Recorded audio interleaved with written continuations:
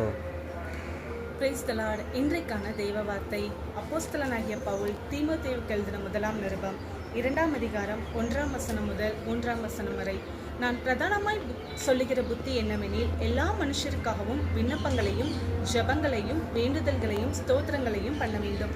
நாம் எல்லா பக்தியோடும் நல்லொழுக்கத்தோடும் கலகமில்லாமல் அமைதலுள்ள ஜீவனம் பண்ணும்படிக்கு ராஜாக்களுக்காகவும் அதிகாரமுள்ள யாவருக்காகவும் அப்படியே செய்ய வேண்டும். நம்முடைய இரட்சகராகிய தேவனுக்கு முன்பாக அது நன்மையும் பிரியமுமாய் இருக்கிறது. ஜெபத்தை பற்றி இதில் நம்ம வாசிக்கிறோம். நம்மளுடைய ஜெபங்கள் எப்படிப்பட்ட ஜெபங்களாக இருக்குது? நமக்காகவும் நம்மளுடைய குடும்பத்துக்காகவும் நம்மளுடைய பிள்ளைகளுக்காகவும் நம்ம ஜெபிக்கிறோம். ஆனால் இதில் பவுல் என்ன சொல்கிறாங்கன்னா, எல்லா மனுஷருக்காகவும் விண்ணப்பங்களையும் ஜெபங்களையும் வேண்டுதல்களையும் செய்ய வேண்டுமா. இந்த உலகத்தில் பார்த்திங்கன்னா எத்தனையோ பேர் கஷ்டப்பட்டுக்கிட்டு இருக்கிறாங்க, எத்தனையோ பேர் வியாதியில் வேதனையோடு இருக்கிறாங்க. அவங்களுக்காக நம்ம ஜெபிக்கணும். அப்படி நம்ம ஜெபிக்கணும் அப்படின்னு அவங்க நமக்கு என்ன பண்ணுறாங்கன்னா, அப்போஸ்தலனாகிய பவுல் தீமோத்தேயுவுக்கு புத்தி சொல்கிறாங்க. இது நமக்கும் கூட.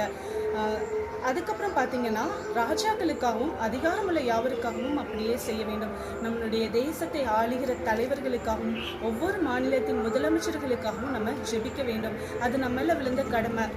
ஏன்னா உலகம் சமாதானம் இல்லாமல் இருக்குது. ஸோ உலகத்துக்காகவும் நம்ம ப்ரேயர் பண்ணணும். இப்படி மற்றவர்களுக்காக ஜெபிக்கிற ஒரு ஆத்ம பாரம், ஒரு ஜெப ஆவி நமக்குள்ள ஊற்றப்பட வேண்டும். இதுதான் ஏசப்பாவுக்கு நன்மையும் பிரியமுமாக இருக்கிறது.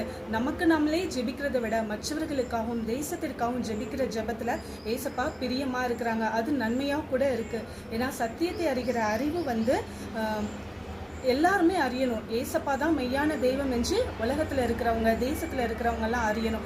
அதற்காக நம்ம பாரப்பட்டு ஜெபிக்கணும். மற்றவர்களுக்காக ஜெபிப்போம். உலகத்தை தேசத்தை ஆதாயமாக்கிக் கொள்வோம். God bless you.